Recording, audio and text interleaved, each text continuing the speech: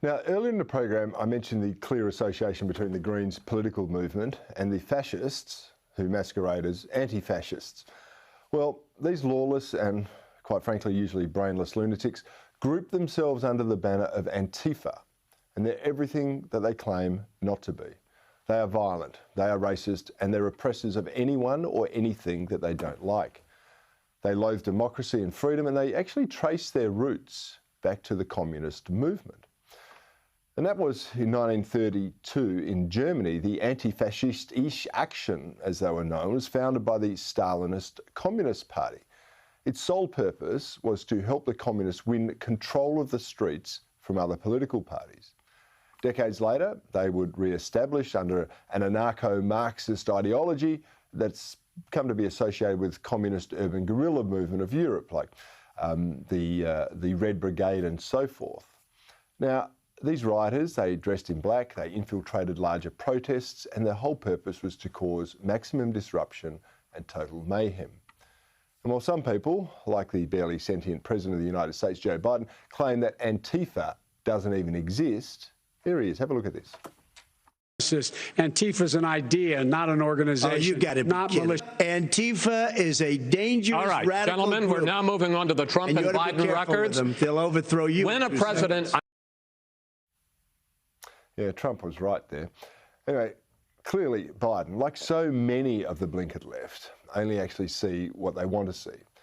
And if you look closely enough, you'll find that groups like the Democratic Socialists of America, the International Workers of the World, and the Revolutionary Communist Party, they all have Antifa support committees.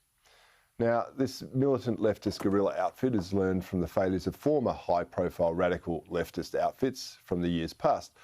A non-hierarchical structure comprising clusters or cells has been actually borrowed from terrorist outfits rather than political organisations. And if you go to the pro-Antifa website, CrimeThink, well, it's got this to say about the business model of Antifa mayhem. And I quote, "This leadership format has proven effective for guerrilla activities of all kinds, as well as what the RAND Corporation calls swarming tactics, in which many unpredictable, autonomous groups overwhelm a centralised adversary. You should go to every demonstration in an affinity group with a shared sense of your goals and capabilities." Well, that's the end of the quote. The anarchist, non-coordinated public image, which is aided and abetted by the apologists, as we've seen earlier, well, that gives a bit of cover, a bit of plausible deniability, and it helps protect the Antifa above-ground support structures from the actual criminal consequences of the acts that they enable. These acts, as we know, include looting, vandalism, and violence. Well, one man who's been subject to that violence is writer Andy Ngo. He's the author of the book, Unmasked, Inside Antifa's Radical Plan to Destroy Democracy. I'm delighted to say that Andy Ngo joins me now from London. Andy, thank you for joining me on Bemardi. You are a very close observer of these activities, both Antifa and other far-left groups. How strongly linked are they to the original communist intent from early Germany? They like to think that they are the same group. But in reality, it's more of a brand that they take inspiration from. Because on the surface, if you think of anti-fascism, Nazi Germany, it sounds very noble. It's a great, actually, PR stunt. But when you dive into the actual history of what the original Antifa did, which was it was a group, a paramilitary of the German Communist Party, backed by the Soviet Union, they were involved in really brutal street violence and involved in attempted insurrections in the Weimar Republic. Now, this was led by the Social Democrat government. So the Antifa, among with other paramilitaries of the time, played a very big role in polarizing the public and destabilizing the Weimar Republic. It paved the ground to the rise of Hitler. So that is the history of the Antifa that they run from, actually. And if you bring this to their attention now, they'll deny it. And the history is important because they haven't learned anything from the mistakes of group that they take inspiration from, because they're doing the exact same tactics, which is taking out to the streets, carrying out acts of public violence, and trying to overthrow and destabilize the governments of wherever they happen to be. The pictures of the people picking up chunks of concrete and starting fires at the beginning of the segment in the video we see now, this happened last weekend in Leipzig, in Germany. And this comes ahead of the national elections this weekend. The German Antifa are the most violent anywhere in the world. And they took to the streets in Leipzig because they were gathering to intimidate the investigators and the prosecutors who are prosecuting one of their comrades who is on trial right now. So the implications of that is very disturbing for the rule of law. And Andy, tell me, there are people, and we've heard Joe Biden, but there are others, particularly on the left, who will say that Antifa is not an organisation. It's kind of an anti-fascist idea and it's got a noble cause, but they seem to be very well organised. They seem to act in these cells. They get together, they cause mayhem wherever they go, and yet they're virtually let off by the mainstream press, who deny in some cases they really even exist.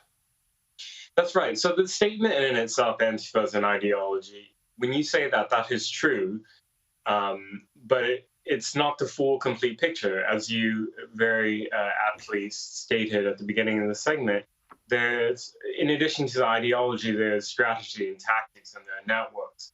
And there are actual groups. Some of them have Antifa in the name, like Rose City Antifa in Portland, Oregon, where I'm from, and have covered it's also the epicenter of American Antifa. Some of the groups don't have it in their name. And I think getting caught up in the organizational structure acts as really a red herring, because the reason why Antifa want to convince the public that they don't exist in any organized form is so that from a law enforcement perspective, they're trying to cover their tracks, because what they do is carry out organized crime. This can be at a very small cell level, individual level, all the way to, as we see in Germany, in Portland, in Seattle, and other places, very large-scale organized violence and criminal acts.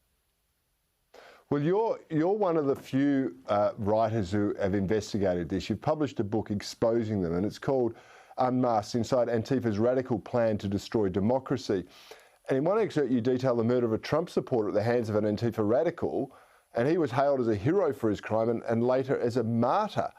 Now, how dangerous was this for you to get inside Antifa to observe and pick up this information? And how worried should we be that this movement is actually growing?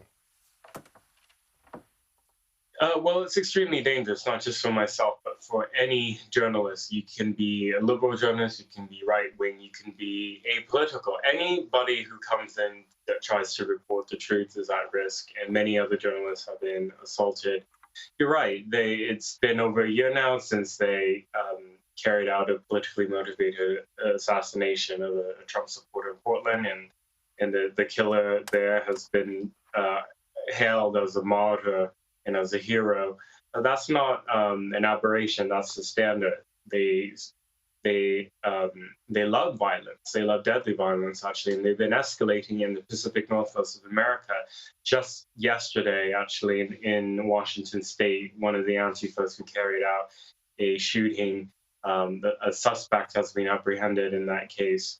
And in terms of movement size, it ebbs and flows. So it gives when you see them not doing so many riots, it gives us false sense that, maybe they're not an issue anymore. But then you see, as we saw last week in Leipzig, Germany, you have thousands and thousands of people from all over an entire country traveling into one city to intimidate the criminal justice system there. Yeah. Andy, no, I love your book. I really enjoy your work. I follow you on Twitter. I would encourage everyone to do it because you are a news breaker. And I really appreciate you joining me on Bemardi tonight, and I hope we can do it again. Thank you for your time. My pleasure. And ladies and gentlemen, I should point out that Andy was subject to Antifa violence himself. He was actually hospitalised with his injuries, and maybe we can talk to him about that at another time.